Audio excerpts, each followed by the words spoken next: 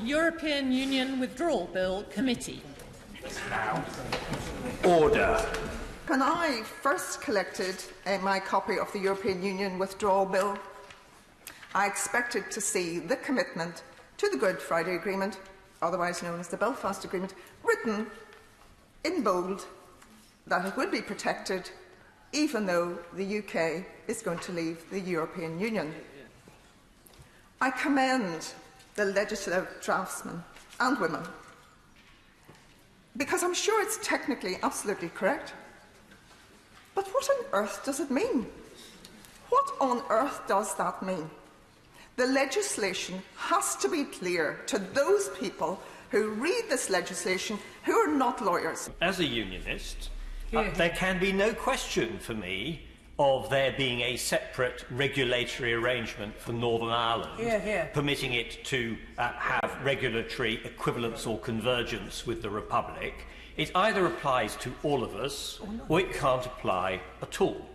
And I have to say that I think the idea of regulatory convergence for all of us with the Republic and indeed the rest of the EU strikes me as being a very good idea. Brexit reality is unfurling, and people now are realising the reality of what 17 million people voted for. I will no longer vote against my conscience. I'm going to go through the lobby with the right honourable lady over there because it's the right thing to do. The government keeps saying it's committed to an open border. Absolutely right, consistent with the Good Friday Agreement. Then says we're leaving the single market and we're leaving the customs union. And I've said before, said it many times actually, said it in the House I think, they were a complete contradiction, it seemed to me. Completely incompatible. The two together are an oxymoron, I think is the correct phrase. What was thoroughly unhelpful within the past 10 days was the arrival of Donald Tusk to Dublin to, in effect, hand to the Irish Taoiseach a veto by saying, we in Europe stand with you and whatever you want, we'll back you. UK governments could subsume powers back from Brussels and act as regulator for the whole of the UK in relation to the area of devolved policy. And again, environmental standards, that's incredibly important. When we speak about power grab, can you confirm that the power grab that the SNP want is for Scotland to become independent and give all these powers that you want back in Scotland straight back to the European Union? This government, together with the Irish government, are co-guarantors of that agreement and together must ensure that that promise is kept. Yes, the Irish government and Her Majesty's government are guarantors, joint guarantors, but the Irish government has acted in very bad faith by dismissing the views of a vast number of people in Northern Ireland on this issue of Brexit.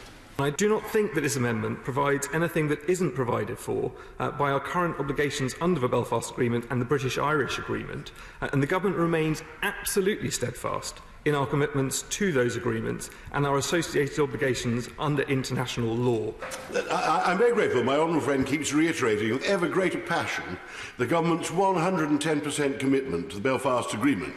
Now, the reason for not putting it on the face of the bill is, with great respect, an extremely obscure drafting point, which I've tried to follow but can't quite follow because the section he refers to is extremely narrow indeed. He's going to ask his MPs to vote against the principles of the Good Friday Agreement.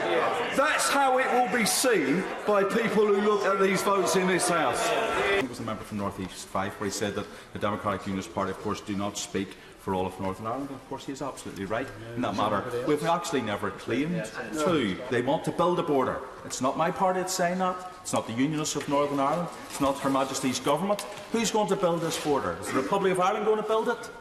Is the EU going to instruct people to build it? We have indicated that there's other mechanisms by which we will control our border, and we will do that. But I ask, who is going to build it? It would seem to me that subclause 5, which does not permit the Northern Ireland Assembly to do anything which is not in accordance with the Belfast Principles, gives immense breadth of decision-making to a judge to decide what is in accordance with the Belfast Principles. So I'm wholly in sympathy with what she's put forward, and sadly she's not in her seat. She'd probably quite like to hear that I would strongly support the proposal of the Honourable Member for Broxtowe, that the member for Worcester, the minister who's spoken, who I came in the middle of his comments, was being very emollient. He should sit down with the member for North Down and just see if by report we couldn't work into the text some mention of the Belfast Agreement, which is not justiciable. When I say something nationalists agree with, they say, well, he hasn't forgotten where he's come from. When I say something they disagree with, they say he should be ashamed of himself, given where he's come from. Similarly with unionists, when I say something they agree with, they say, fair play to him, given where he's from. And when I say something that they disagree with, they say, well, what would you expect? So I have a knack of annoying everybody, which I hope to continue in the 2 minutes that I have available.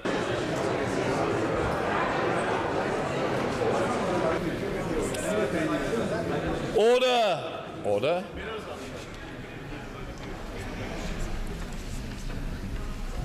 The ayes to the right, 296. The noes to the left, 316.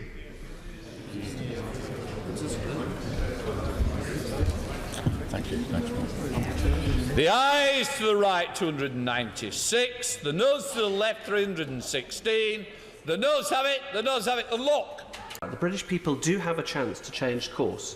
I personally believe that we will see the clock ticking away, and there will come a moment where we have to make a judgment and say, well, are we going to just continue to this time frame?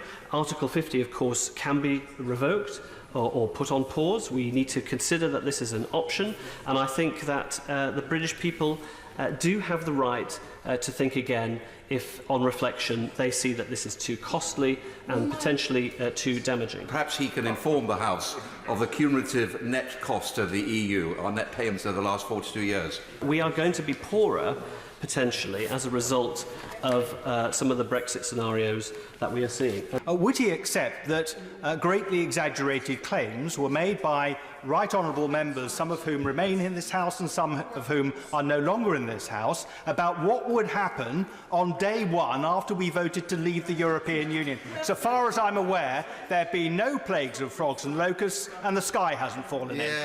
So I see the honourable member for Wokingham in his place, Gainsborough, other members opposite who made the argument for us to leave in the name of parliamentary sovereignty. I find it quite remarkable that they are not supporting my honourable friend's amendment. This is the ultimate example of a reassertion of parliamentary sovereignty, that this House should be approving any divorce bill in this process. We've also been clear that the deal must be fair to the taxpayer.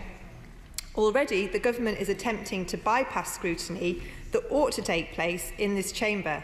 This money belongs to the UK taxpayer, and they have a right to know how much and for what they are paying. We cannot have the devolved administrations having to pay money towards the divorce bill. It is absolutely ridiculous that this Parliament might, in any circumstances, suggest that the devolved administrations should have to pay towards something which people in Scotland didn't vote for, people in Northern Ireland did not vote for as countries. The ayes to the right, 288. The noes to the left, 316. So the noes have it. The noes have it. Unlock. The ayes to the right, 287. The noes to the left, 312.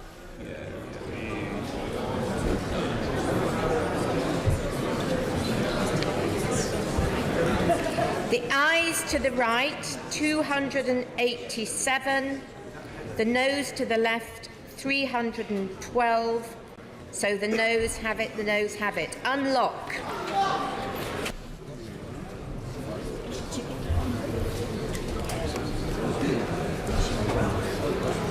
The ayes to the right, 286. The noes to the left, 311. So the noes have it, the noes have it. Unlock.